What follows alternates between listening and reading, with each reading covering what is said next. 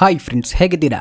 ನಾವು ಪ್ರಪಂಚದ ಅದ್ಭುತ ಇನ್ಫ್ರಾಸ್ಟ್ರಕ್ಚರ್ಗಳ ಬಗ್ಗೆ ಮಾತನಾಡುವಾಗ ಮೊದಲು ನಮ್ಮ ನೆನಪಿಗೆ ಬರೋದು ಅಮೆರಿಕದ ಪ್ರಸಿದ್ಧ ಯೋಜನೆಗಳು.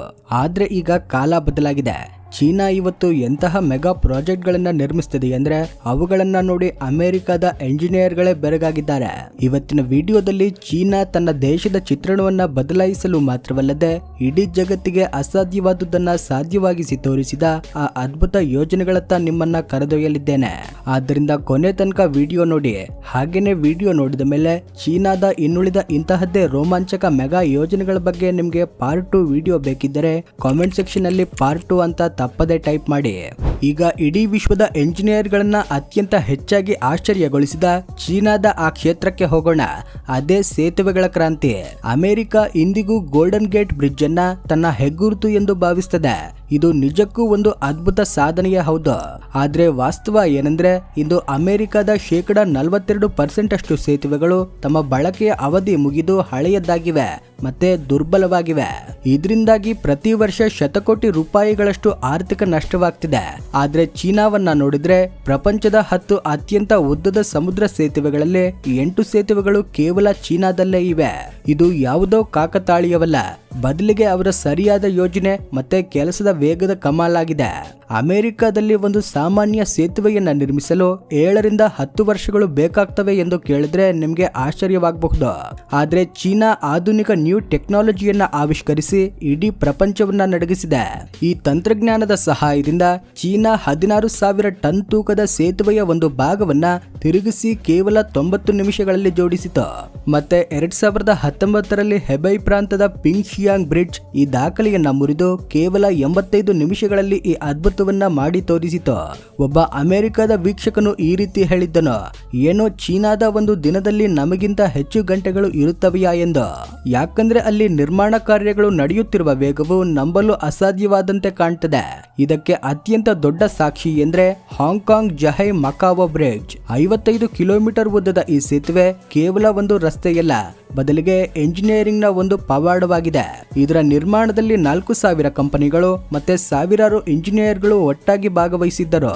ಈ ಸೇತುವೆಯನ್ನ ಎಷ್ಟು ಬಲಿಷ್ಠವಾಗಿ ನಿರ್ಮಿಸಲಾಗಿದೆ ಎಂದ್ರೆ 3 ಲಕ್ಷ ಟನ್ ತೂಕದ ಹಡಗು ಬಂದು ಇದಕ್ಕೆ ಡಿಕ್ಕಿ ಹೊಡೆದ್ರು ಈ ಸೇತುವೆ ಹಾಗೆಯೇ ನೆಟ್ಟಗೆ ನಿಂತಿರುತ್ತದೆ. ಚಂಡಮಾರುತ, ಭೂಕಂಪ ಅಥವಾ ಸುನಾಮಿ ಬರಲಿ, ಈ ಸೇತುವೆ ಪ್ರತಿಯೊಂದು ಪರೀಕ್ಷೆಯಲ್ಲೂ ಯಶಸ್ವಿಯಾಗ್ತದೆ. ಇದೇ ಕಾರಣಕ್ಕೆ ಚೀನಾ ಕೇವಲ ಸೇತುವೆಗಳನ್ನ ನಿರ್ಮಿಸ್ತಿಲ್ಲ, ಬದಲಿಗೆ ಇತಿಹಾಸವನ್ನ ಬರೆಯುತ್ತಿದೆ ಎಂದು ಇಡೀ ಜಗತ್ತು ಒಪ್ಪಿಕೊಳ್ತಿದೆ. ಈಗ ಇಡೀ ಜಗತ್ತನ್ನೇ ಆಶ್ಚರ್ಯಚಕಿತಗೊಳಿಸಿದ ಆ ಯೋಜನೆಯ ಬಗ್ಗೆ ಮಾತನಾಡೋಣ. ಅದೇ ಚೀನಾದ ಹೈಸ್ಪೀಡ್ ರೈಲ್ ನೆಟ್ವರ್ಕ್. ಅಮೆರಿಕದಂತಹ ದೊಡ್ಡ ದೇಶ ಹಲವು ವರ್ಷಗಳ ಹಿಂದೆಯೇ ಹೈಸ್ಪೀಡ್ ಟ್ರೈನ್ ನ ಕನಸು ಕಂಡಿತ್ತು. ಕ್ಯಾಲಿಫೋರ್ನಿಯಾ ಹೈಸ್ಪೀಡ್ ರೈಲ್ ಎಂಬ ಹೆಸರಿನ ಯೋಜನೆ 2008ರಲ್ಲಿ ಪ್ರಾರಂಭವಾಯಿತು. 2020ರ ವೇಳೆಗೆ ಇದು ಪೂರ್ಣಗೊಳ್ಳುತ್ತದೆ. ಮತ್ತೆ ಕೇವಲ $33 ಬಿಲಿಯನ್ ಜನರು ಲಾಸ್ ಏಂಜಲೀಸ್ ನಿಂದ ಸ್ಯಾನ್ ಫ್ರಾನ್ಸಿಸ್ಕೋಗೆ ಕೇವಲ ಗಂಟೆಗಳಲ್ಲಿ ಪ್ರಯಾಣಿಸಬಹುದು ಎಂದು ಭರವಸೆ ನೀಡಲಾಗಿತ್ತು. ಆದ್ರೆ ಇವತ್ತಿಗೆ ವರ್ಷಗಳೇ ಕಳೆದು ಹೋದರೂ ಈ ಯೋಜನೆ ಇಂದಿಗೂ ಅಪೂರ್ಣವಾಗಿದೆ. ಇದರ ವೆಚ್ಚ ದಿನೇ ದಿನೇ ಹೆಚ್ಚಾಗ್ತಾ $128 ಬಿಲಿಯನ್ ಗಿಂತಲೂ ದಾಟಿದೆ. ಮತ್ತೆ ಆ ಸಮಯದವರೆಗೆ ಬಹುಶಃ ಮುಂದಿನ ಪೀಳಿಗೆಯು ಕಾಯುತ್ತಲೇ ಇರಬೇಕಾಗ್ತದೆ. ಇದೇ ಸಮಯದಲ್ಲಿ ಈಗ ಚೀನಾದ ಕಡೆಗೆ ಒಮ್ಮೆ ನೋಡೋದಾದ್ರೆ ಅದೇ ವರ್ಷ ಅಂದ್ರೆ 2008ರಲ್ಲಿ ಚೀನಾ ಬೀಜಿಂಗ್ ಮತ್ತೆ ಟಿಯಾನ್ಜಿನ್ ನಡುವೆ ತನ್ನ ಮೊದಲ ಹೈಸ್ಪೀಡ್ ರೈಲು ಮಾರ್ಗವನ್ನ ಪ್ರಾರಂಭಿಸಿತು. ಇಂದು ಕೇವಲ ಕೆಲವೇ ವರ್ಷಗಳಲ್ಲೇ ಚೀನಾ 40,000 ಕಿಲೋಮೀಟರ್ ಉದ್ದದ ಹೈಸ್ಪೀಡ್ ನೆಟ್ವರ್ಕ್ ಅನ್ನ ನಿರ್ಮಿಸಿದೆ. ಇದು ಎಷ್ಟು ದೊಡ್ಡದಾಗಿದೆ ಎಂದ್ರೆ ಇಡೀ ಭೂಮಿಯ ಕಾಲು ಭಾಗವನ್ನ ಸುತ್ತುವರಿಯಬಹುದು. ಚೀನಾದ ರೈಲುಗಳು ಗಂಟೆಗೆ 421 ಕಿಲೋಮೀಟರ್ ವೇಗದಲ್ಲಿ ಚಲಿಸುತ್ತವೆ. ಅಂದರೆ ಬೆಂಗಳೂರಿನಿಂದ ಹುಬ್ಬಳ್ಳಿ ನಡುವಿನ ದೂರವನ್ನ ಕೇವಲ 1 ಗಂಟೆ 10 ನಿಮಿಷಗಳಲ್ಲಿ ಕ್ರಮಿಸಬಹುದು. ಅತ್ಯಂತ ಆಶ್ಚರ್ಯಕರ ವಿಷಯ ಏನಂದ್ರೆ ಅಮೆರಿಕದಲ್ಲಿ 1 ಕಿಲೋಮೀಟರ್ ಹೈಸ್ಪೀಡ್ ರೈಲು ಮಾರ್ಗವನ್ನ ನಿರ್ಮಿಸಲು ಎಷ್ಟು ವೆಚ್ಚವಾಗ್ತದೆಯೋ ಚೀನಾ ಅಷ್ಟೇ ಹಣದಲ್ಲಿ 5 ಕಿಲೋಮೀಟರ್ ಮಾರ್ಗವನ್ನ ನಿರ್ಮಿಸುತ್ತದೆ.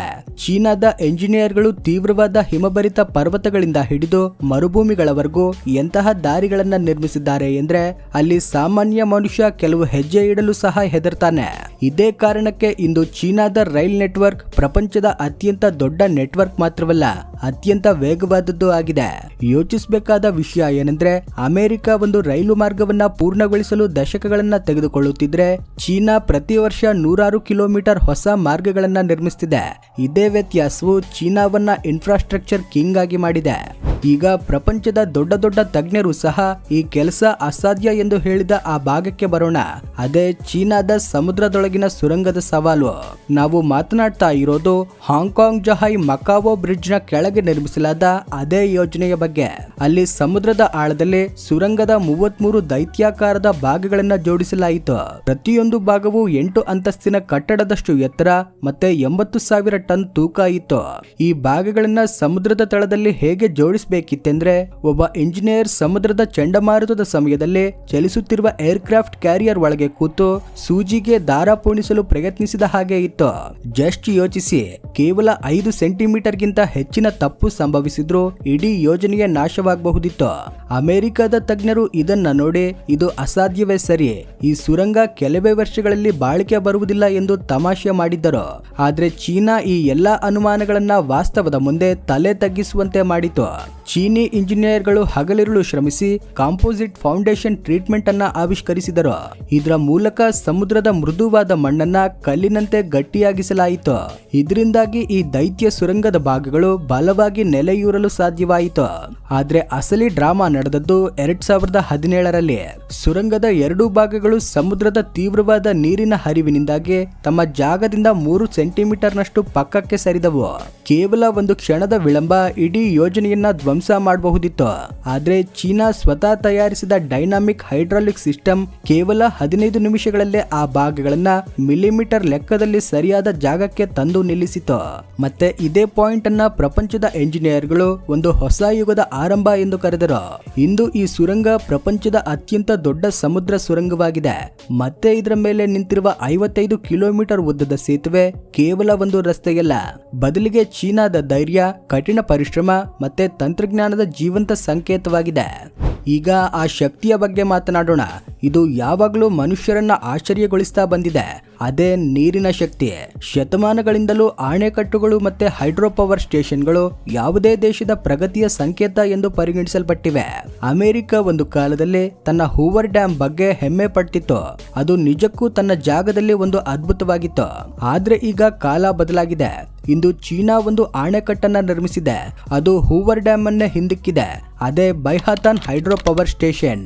ಈ ಯೋಜನೆ ಕೇವಲ ಒಂದು ಡ್ಯಾಮ್ ಅಲ್ಲ, ಬದಲಿಗೆ ಇದೊಂದು ಭೂಗತ ಜಗತ್ತು. ಇದರ ಒಳಗಡೆ 217 ಕಿಲೋಮೀಟರ್ ಉದ್ದದ ಕೋಣೆಗಳು ಮತ್ತೆ ಸುರಂಗಗಳಿವೆ. ಈ ದೂರ ಎಷ್ಟಿದೆ ಅಂದ್ರೆ, ನೀವು 300 ಎಂಪೈರ್ ಸ್ಟೇಟ್ ಬಿಲ್ಡಿಂಗ್ ಗಳನ್ನ ಒಟ್ಟಿಗೆ ನೇರವಾಗಿ ನಿಲ್ಲಿಸಿದ ಹಾಗೆ ಇರ್ತದೆ.